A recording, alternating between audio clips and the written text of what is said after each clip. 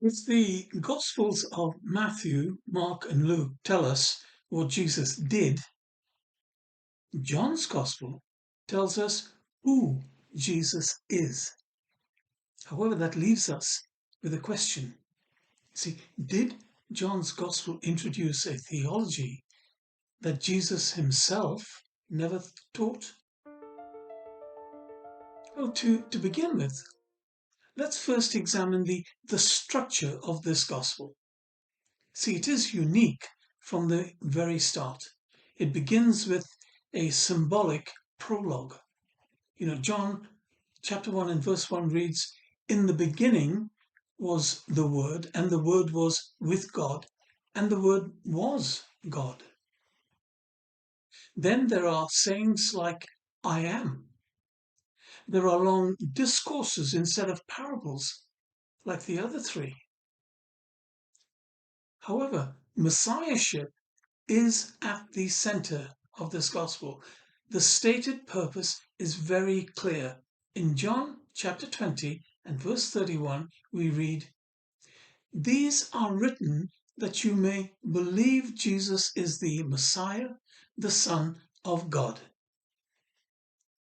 This is the Gospel of John's own summary. There's no Trinity, there's no abstract theology, but Messiahship. So why is it so controversial? Well, because of Jesus' relationship to the Father, not with his Father, but to his Father, the way it's interpreted. Now, there are many sayings that stress dependence on his Father, like, "I do nothing of my own," John chapter 5 and verse 19. Let's read it. "So Jesus replied, 'Truly, truly, I tell you, the Son can do nothing by himself unless he sees the Father doing it. For whatever the Father does, the Son also does.'" Then we have, "The Father is greater than I," John chapter 14 and verse 28. "You heard me say, I am going away and I'm coming back to you. If you love me, you would rejoice that I'm going to the Father, because the Father is greater than I." However, these sayings invoke sort of contradictions with other statements like what we've read in John 1:1 and of course now in John chapter 10 and verse 30, where we read, "I and the Father are one," says Jesus.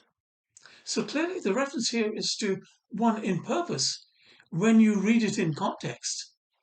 But that is not the way it is often taken. Why? Because the audience is Hellenistic in its background and thinking. See, this gospel has evidence in it of being compiled with a Gentile audience in mind. Now, the Greeks and the Romans, well, they worshipped many deities. And this gospel, from its very start, can be taken as perhaps supporting some of their prior belief systems. See, many humans became deities upon their death. We have already seen evidence of this in the Roman Caesars, Augustus being a prime example. In the Caesarea Philippi complex, that's what we see. And this is why theology is split, or perhaps one of the reasons. See, the early debates of the 2nd and 4th centuries used John to argue both sides.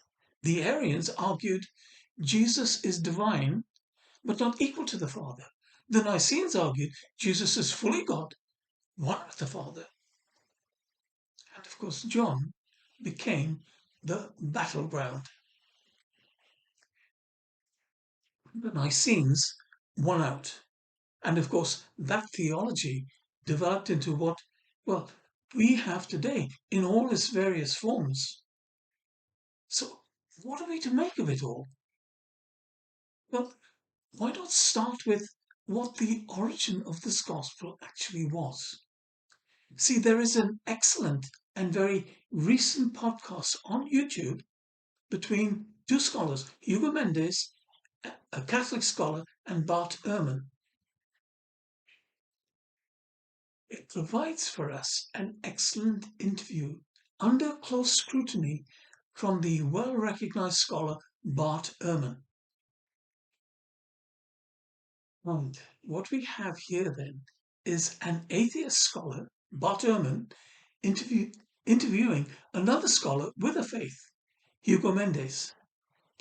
However, both remain on the common ground of reviewing what the writings are actually revealing, while removing the gloss of any prior agendas, which of course, are their own separate belief systems.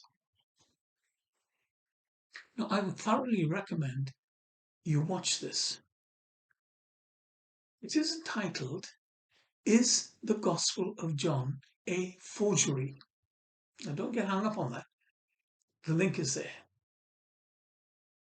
Now, I'm not going to dwell too much on the analysis of this gospel, as Bart Ehrman and Hugo Mendes, they do it so well, far better than I could ever do. But there is one matter of doctrine that is really worthy of attention, and that is found in John chapter 1 and verse 14, where we read, "The Word became flesh and made his dwelling among us, and we have seen his glory, the glory of the one and only Son from the Father, full of grace and truth."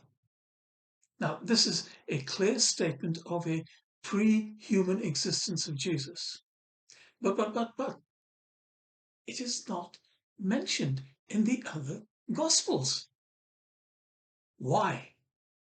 See, this is such a fundamental statement, and yet there appears to be no other reference in the other Gospels where this may even be given some sort of passing indication, but there isn't.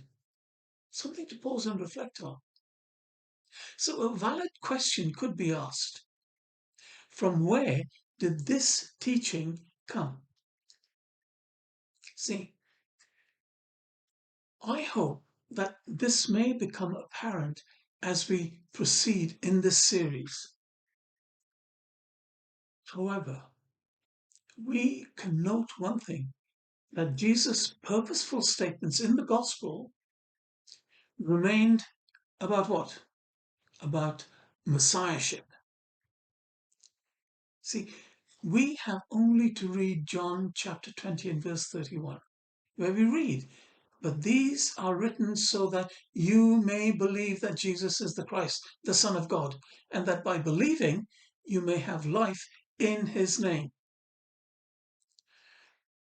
So, on a practical conclusion, we can note that for discipleship, John's gospel calls us to abide in Jesus, whatever that means, to walk in the light, whatever that means, to love one another.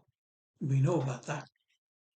However, is this a focus on metaphysics instead of obedience and faith? Let's consider this. See, why does the Gospel of John place such emphasis on the Apostle Thomas, while the other three barely mention him? Well, we get an indication if we closely examine the backdrop. And when we do, what do we find? See, the Gospel's author is anonymous. Now, there's nothing unusual there. Two of the other three are also in the same territory.